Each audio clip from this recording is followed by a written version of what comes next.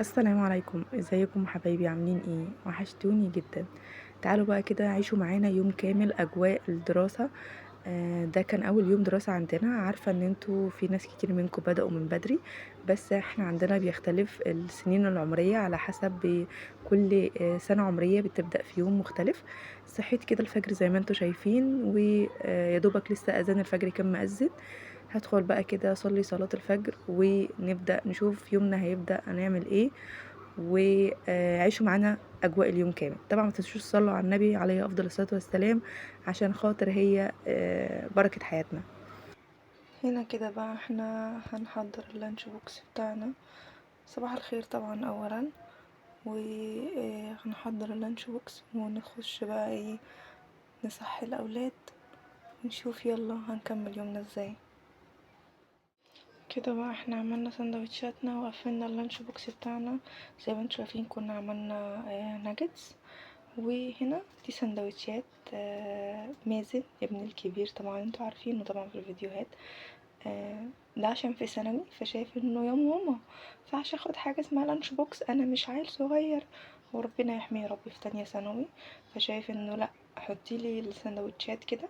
واحيانا كمان بياكلها وهو ماشي يفطر بيها، ما بيحبش حتى يدخل بيها المدرسه. شايف انه يعني مش طفل مش بيبي عشان ياخد لانش بوكس وسندوتشات والكلام ده.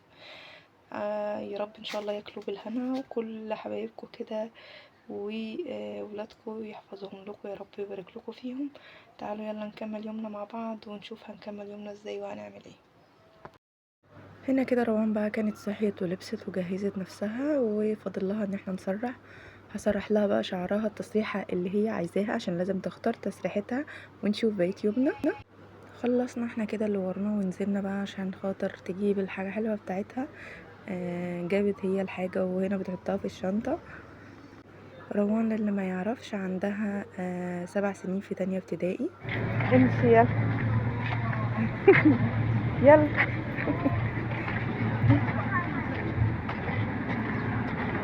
فرحانة يا رورو؟ انت رايحة اول يوم كده؟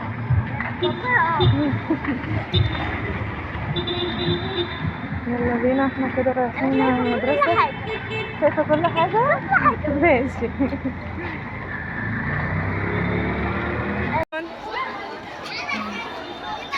وصلنا احنا كده المدرسة. عايزة الشنطة؟ سيب الشنطة. هنبدأ بقى نتعرف فين فصلنا فين مكاننا. ايه لغاية هنا خالص. تمام. هنروح نشوف بقى القايمة ونشوف هي في انهي مبنى وفي انهي فصل، ونبدأ يومنا الدراسي. هنا بقى كنت رجعت وبدأت كده بقى ايه اخلص اللي ورايا. كان عندي كده شوية مواعين، قلت الاول ابدأ بيها واخلصها، وادخل على طول بقى ايه اروق الشقة واخلص كل ورايا قبل ميعاد خروجها واروح اجيبها. بصراحة بقى المدارس على قد ما هي شغلها كتير وهمها كتير، من مذاكرة لمدارس بتوصل الأولاد بتجيب الأولاد، هو هلاك مش هقولكوا لأ. بس بصراحة بحس ان الأيام الدراسية بيبقى فيها نشاط، بتلاقي اليوم طويل، بتلاقي نفسك بتعملي حاجات كتير جدا، من ترويق لنزول لطلوع مروح دروس مروح مدارس. بيبقى اليوم طويل، اي نعم بيبقى شاق مش هقولكوا لا، بس بصراحة بيبقى حلو جدا. هنا كده روحت طبعا السوق وانا راجعة من المدرسة، جبت زي ما انتوا شايفين كده سمك سردين عشان اعمله على الغدا. حقيقي بيبقى اكلة سريعة جدا ما بتاخدش اي وقت، وحلوة جدا طعمها لذيذ. طبعا هتسألوني وتقولولي طب ما جبتهوش متنضف ليه من عند بتاع السمك؟ هقول لكم السمك السردين مش مستاهل، بيتنضف على طول جدا زي ما انتوا شايفين كده. فبصراحة باخده انضفه عندي في البيت. امتى بنضفه عند بتاع السمك؟ لما بيكون جايبة انواع تانية غيره، فبقوله ينضفه مع بقية الحاجة. فانا النهاردة كنت حابة بس اعمل كده شوية سردين وشوية رز، بما انه اول يوم بيبقى شوية لسه الواحد مش متعود على اجواء صحيان بدري وهلاك شوية في اول يوم او اول اسبوع عموما. فالواحد بيحاول يختصر في اكل سريع كده وبسيط. كده بنضف السردين بالشكل ده لاي حد لسه بنوته جديده لسه كده في الطبخ. تعالوا بينا بقى كده هنبدا نعمل الغدا بتاعنا. طبعا انتوا شفتوا وانا بنضف السردين، فهنا هنعمل بقى صينيه سردين كده تستاهل بقك. معانا هنا كمون على سنه كزبره، ومعانا الثوم مقطعينه زي ما انتوا شايفينه كده، وفلفل حراق او رومي زي ما انتي حابه، وشويه من الملح. تمام. ومعانا هنا شرايح من الليمون زي ما انتوا شايفين. هنزود بس معلقه تقريبا من الخل. تمام. وهنحط نص ليمونه.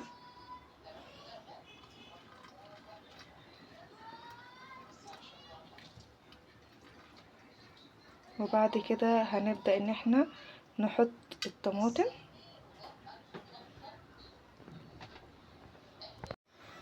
هنحط بقى الطماطم بتاعتنا، مقطعين تقريبا حوالي 4 طماطمات كده وضربينهم كويس في الخلاط، مش شرط ان انتي تعصريهم. وبعد كده هننزل بقى بسمك السردين بتاعنا.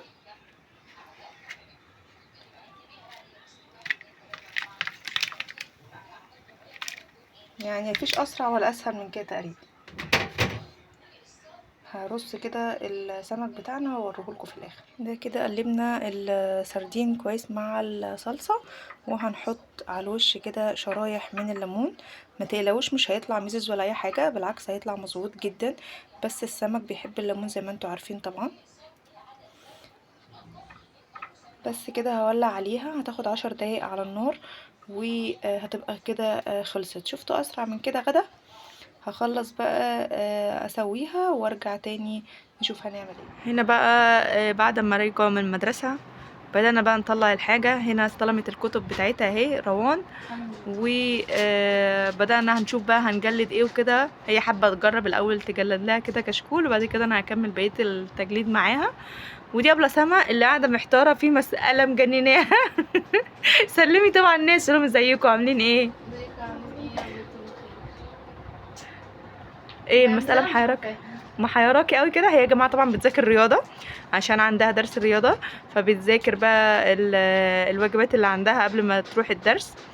بس المسألة محيراها، هي مخلصة بس هي واقفة على مسألة محيراها وعمالة زي ما انتوا شايفين كده انا معايا هم عشان مسألة هتجنني. وروان هنجلد الكشاكين ونشوف اللي ورانا بقى عشان ايه، نشوف خدت ايه النهارده. وانا مبروحش المدرسه وزعلانه جدا يعني. زعلانه جدا. بس فرحانه برضو يعني، مش هقول الصبح في الشمس بقى وبتاع الله. بس برضو بتقومي برضو بدري عشان الدروس. ماليش دعوه بالدروس برضو. طيب يلا احنا هنكمل مذاكرتنا. حابه تقولي اي حاجه لاصحابك قبل ما نروح نشوف ايه اللي ورانا تاني؟ ايه طبعا احنا قاعدين بنذاكر. ايوه عايزه تقولي لهم ذاكروا.